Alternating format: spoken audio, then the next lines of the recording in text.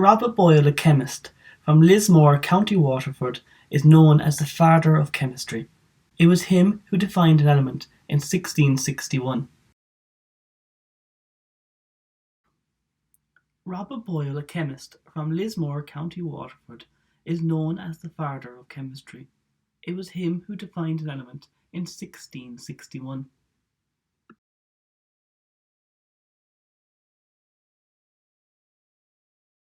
An element is a substance that cannot be split into simpler substances by chemical means.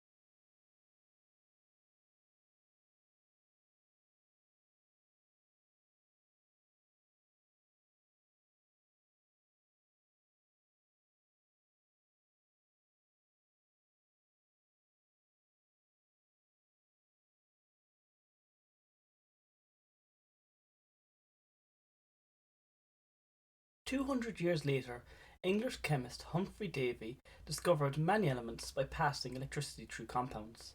This was the first time in chemistry where chemists began to try and discover more and more of these elements.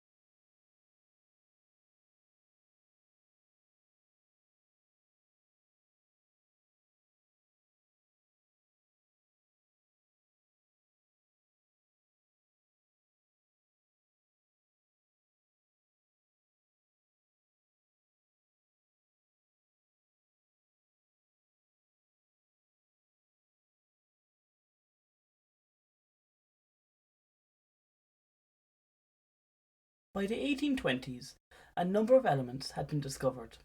It was becoming more and more difficult to memorize all of these elements. It was four scientists who tried to define some pattern with elements, which ultimately led to the creation of the modern periodic table.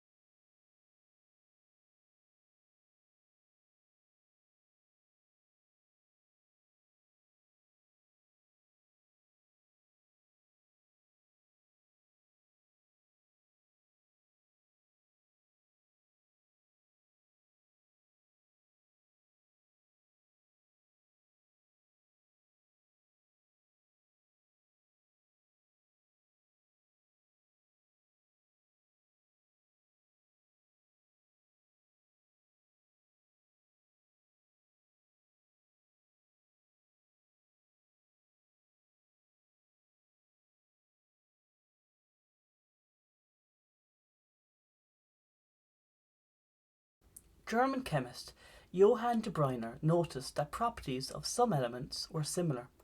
For example, Chlorine, bromine, and iodine have similar reactive properties. He noticed that the atomic weight of bromine was the average of chlorine and iodine. Back then, the atomic weight was used instead of the atomic mass.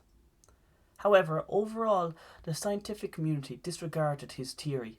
He is now credited because he was the first to see some sort of relationship between the properties and the atomic weight. You do not need to learn off the triad groupings.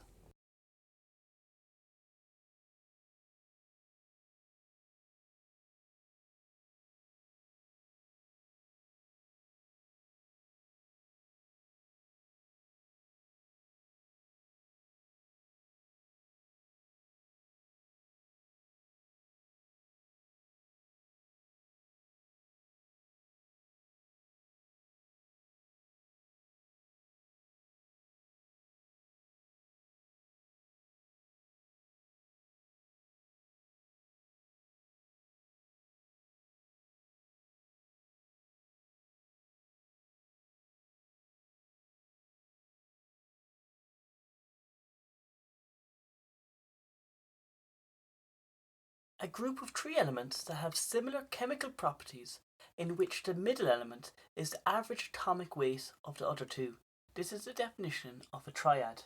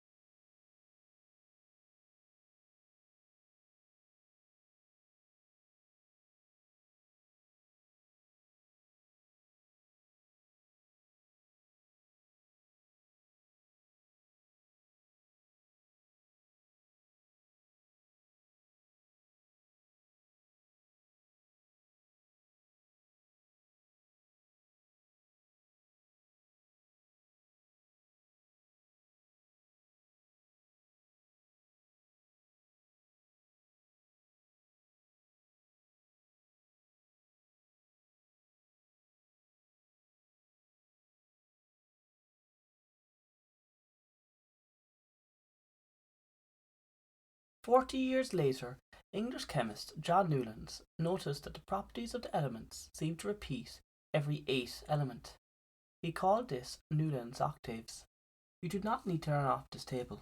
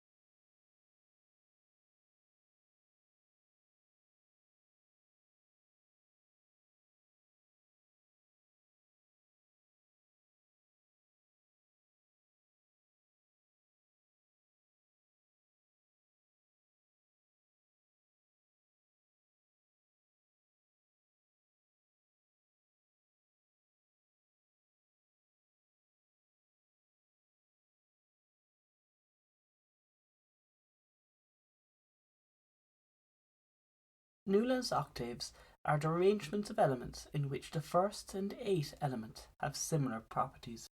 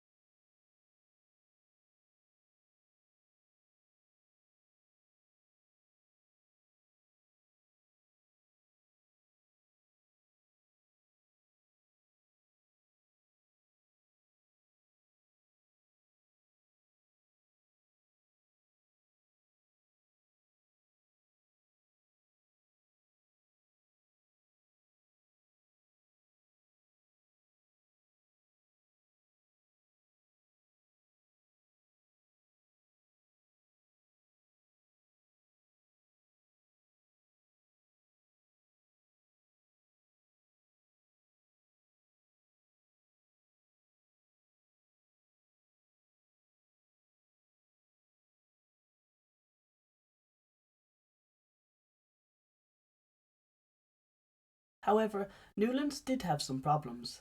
He incorrectly assumed that all the elements at the time had been discovered, and he tried to force these elements together.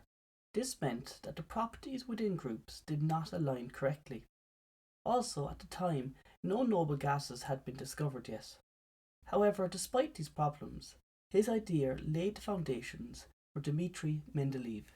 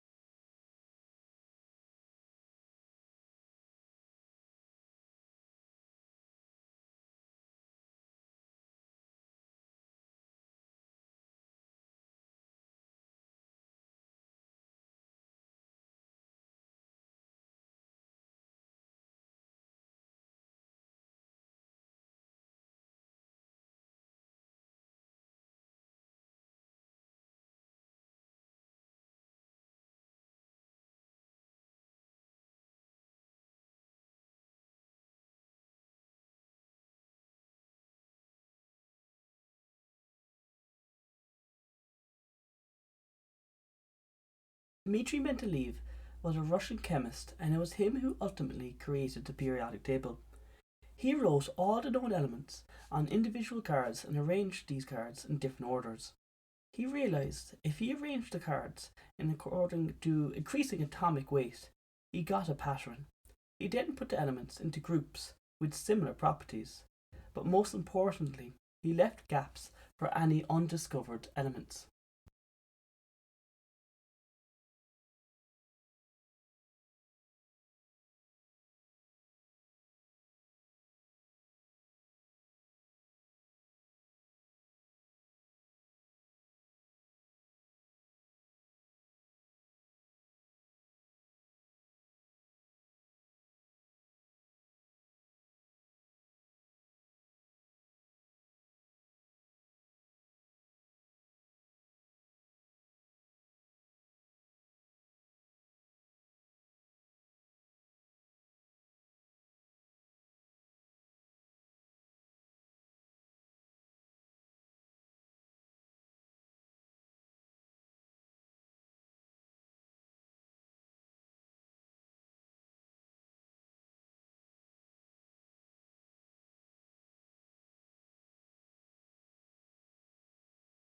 Elements are arranged in order of increasing atomic weight.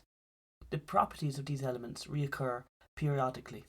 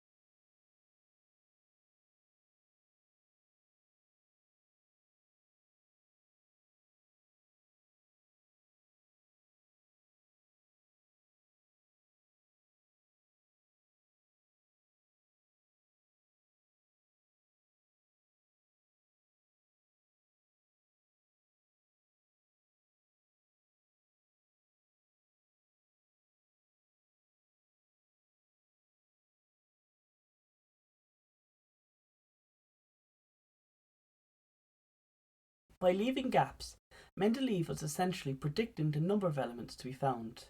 He was also predicting their properties due to them being in groups.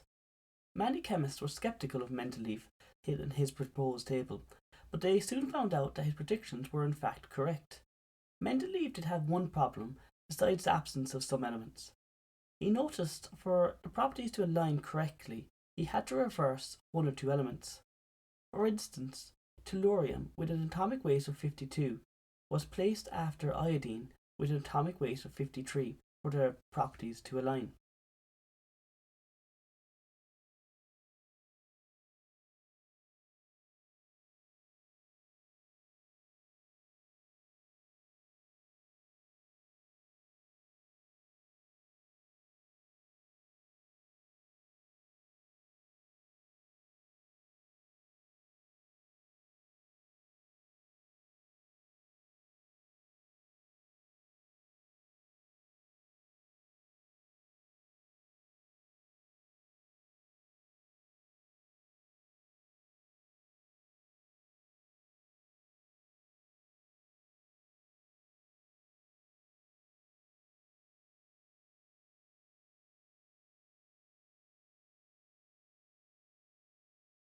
Finally, it was English chemist Henry Moseley who 50 years later discovered why Mendeleev had to reverse some elements. Moseley, using X-rays, discovered how to find the quantity of protons in an atom. He applied this to the elements of the periodic table, and he discovered that the periodic table should be arranged by the number of protons, i.e. the atomic number, and not the atomic weight. This meant that elements that Mendeleev had previously reversed were in fact in their correct positions according to their atomic number.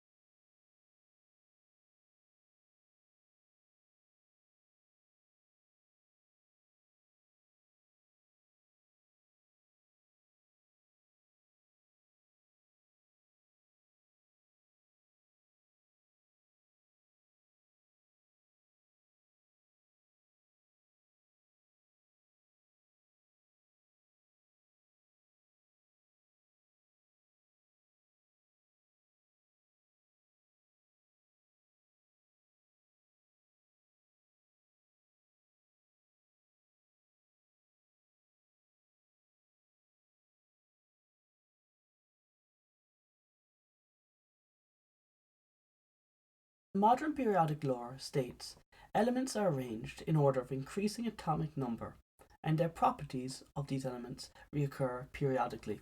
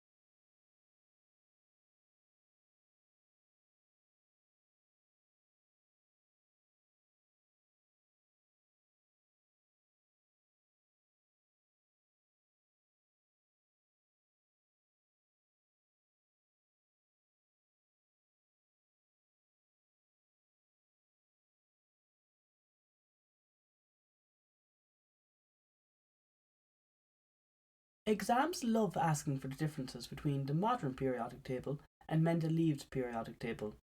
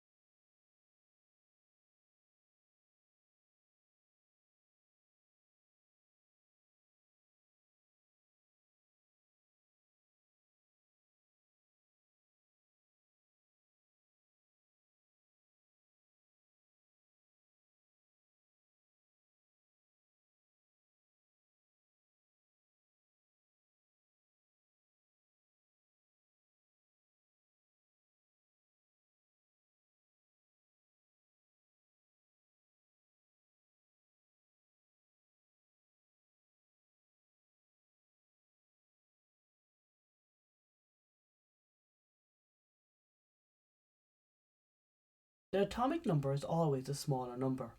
It is defined as the number of protons in the nucleus of an atom. The number of electrons is the same as the number of protons, providing that the atom is neutral and not an ion.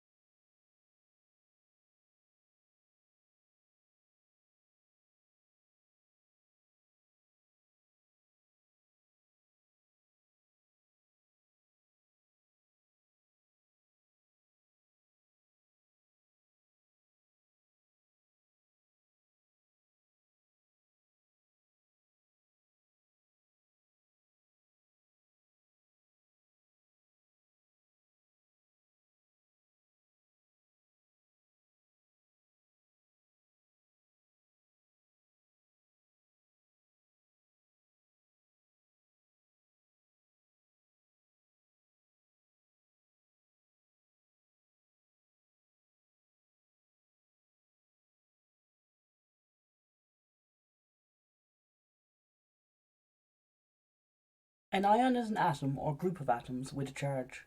For your leaving certificate, you must be able to determine the number of subatomic particles in an ion. We will look at a positive ion, aluminium 3+. A positive ion means it has lost electrons. Electrons are negative. Think about it. If you took something negative away from your life, such as exams, you'd be a lot more positive. The same applies to electrons. Aluminium has lost 3 electrons because it is 3+. The atomic number, which is always a smaller number, is 13. Therefore, for aluminium you have 13 protons, and if it were neutral, it would also have 13 electrons. However, aluminium has lost 3 electrons, so therefore it must only have 10 electrons left. The charge only relates to the number of electrons. The number of protons and the number of neutrons never change. To calculate the number of neutrons, simply take the atomic number from the mass number, exactly as you would for a neutral atom. 13 from 27 is 14, so therefore there are 14 neutrons. In this second example, you are given an unspecific ion and asked to get the atomic number and the mass number. The atomic number is the number of protons in the nucleus of an atom. If the atom was neutral, it would have the same number of protons as it does electrons. This ion has lost 2 electrons, meaning it originally had 27 electrons. Therefore, it must have had 27 protons. The mass number is the number of neutrons and the number of protons added together. 27 plus 32 equals 59.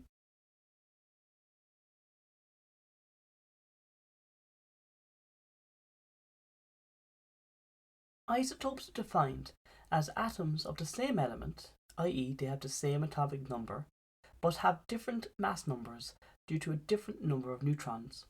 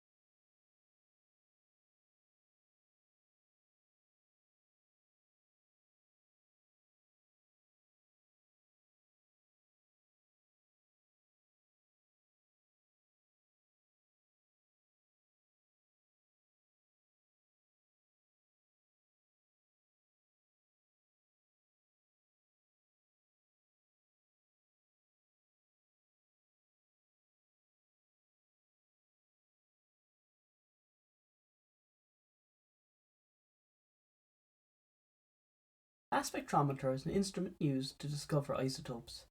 The instrument is used quite regularly in chemistry to discover the masses of an atom.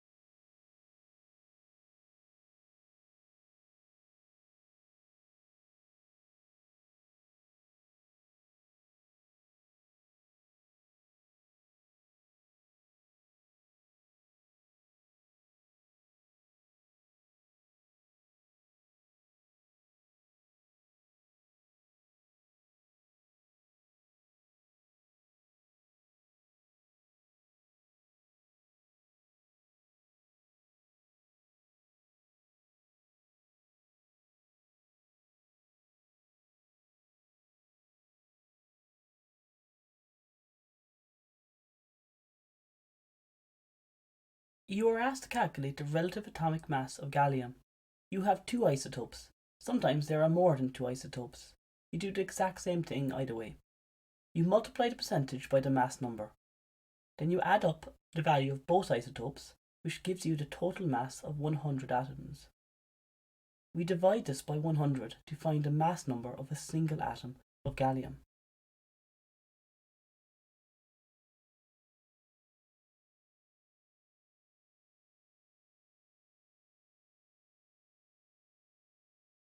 The relative atomic mass is defined as the average mass numbers of the isotopes of the element, taking their abundances into account.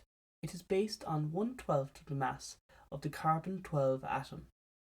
Because the relative atomic mass is an average of mass numbers, this means they are generally not whole numbers.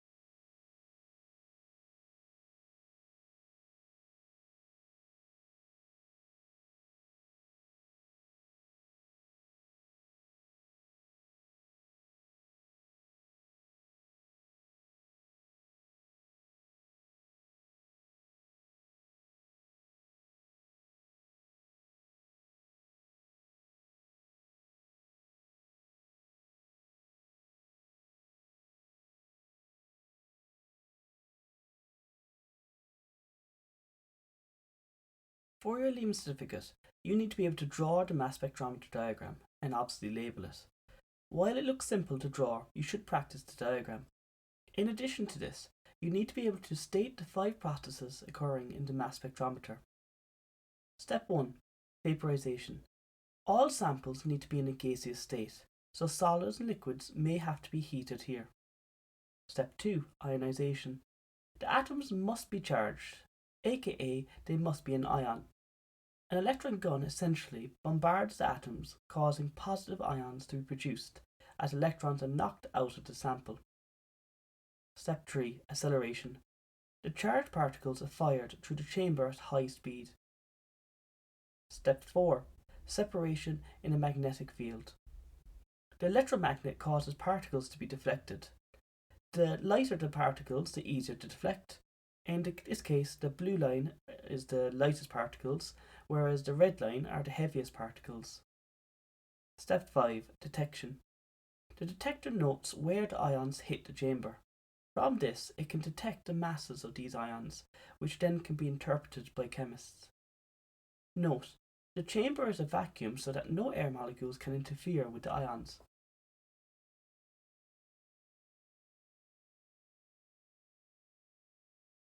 The principle of mass spectrometry states that charged particles moving in a magnetic field are deflected to different extents according to their masses, and that they are separated due to these masses.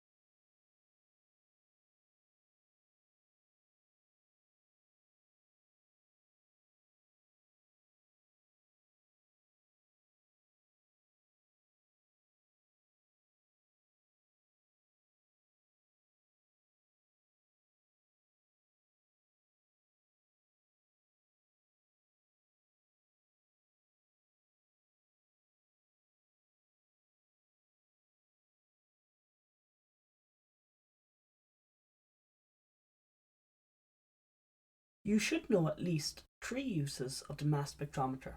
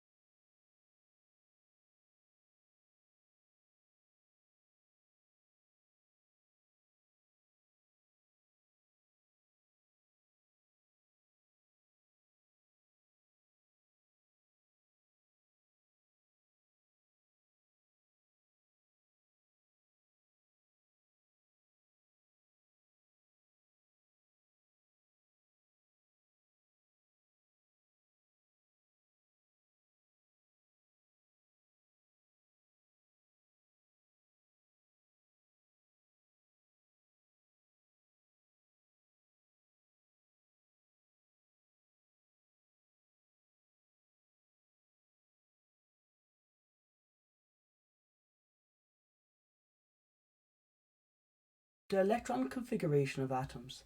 We previously came across this topic in the arrangement of electrons in an atom chapter. We will now look at these in more detail.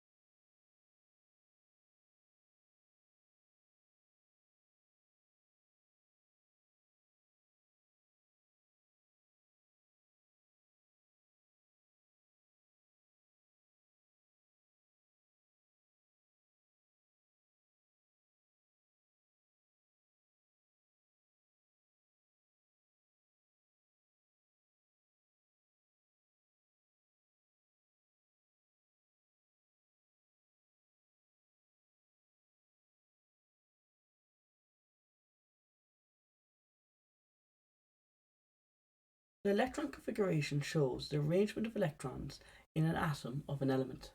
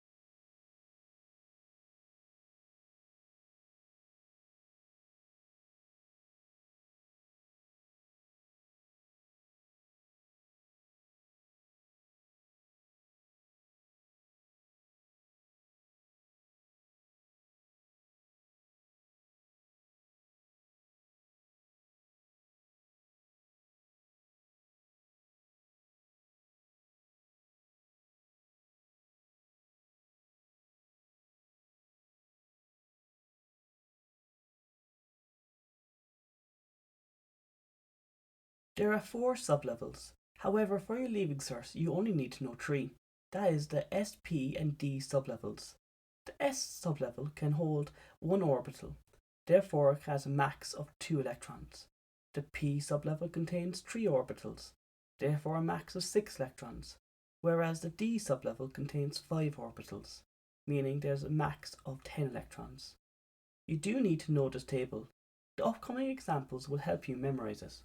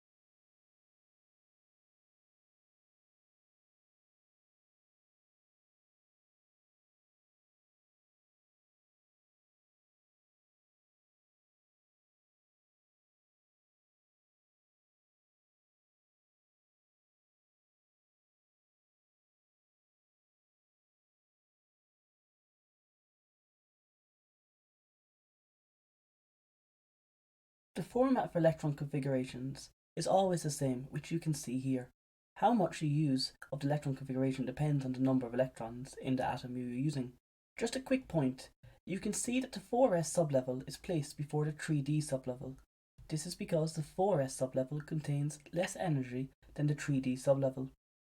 I find initially the electron configuration looks difficult, but once you start practicing, things become a lot easier. Let's look at fluorine. It has 9 protons. It's neutral, therefore fluorine has 9 electrons also. The superscript indicates the number of electrons. If you are using 9 electrons, we will get as far as 2p5. Phosphorus is also neutral, therefore has 15 electrons. We get as far as the 3p3 sublevel. Finally, we are looking at a magnesium ion.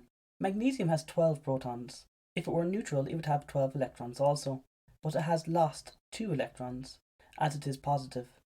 Therefore, the magnesium ion has 10 electrons. We would get as far as the 2p6 sublevel.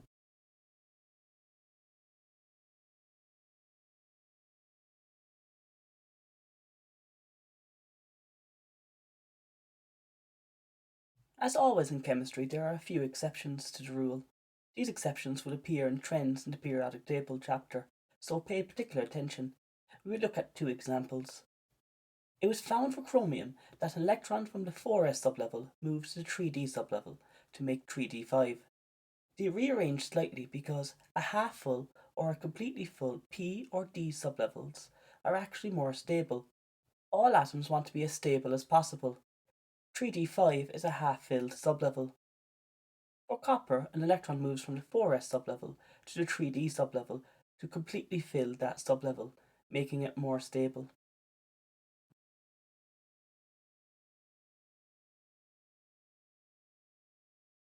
Electrons always occupy the lowest available energy level in its ground state.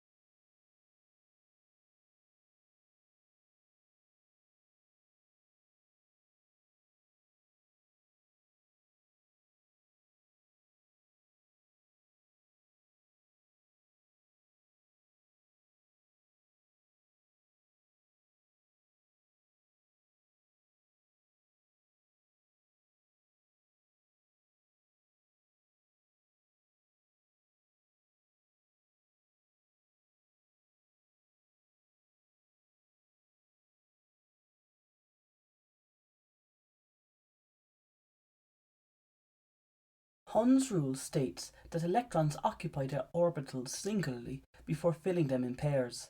This mainly applies to the p sublevel. Let's have a look at oxygen.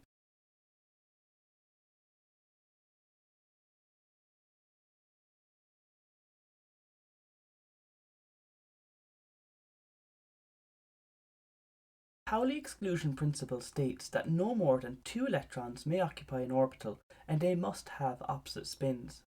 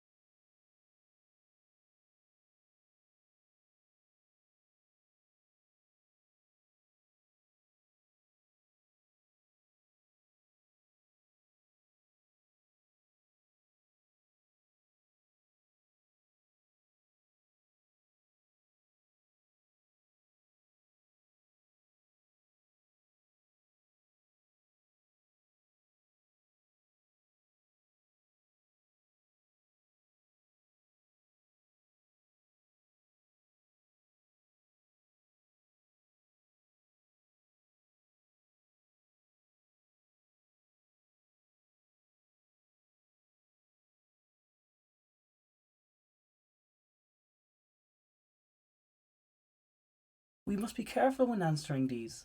If the question asks for orbitals, then you must write out the electron configuration the long way. That's with all the x, y and z orbitals included for the p sublevels. Part I asks for the number of sublevels. We count up the number of letters in total, just the letters. Remember, the 2 and 3p sublevels are only counted once each. Part 2 asks for the number of orbitals, therefore we count up everything. If we wanted to extend this question, the number of energy levels would equal to 3.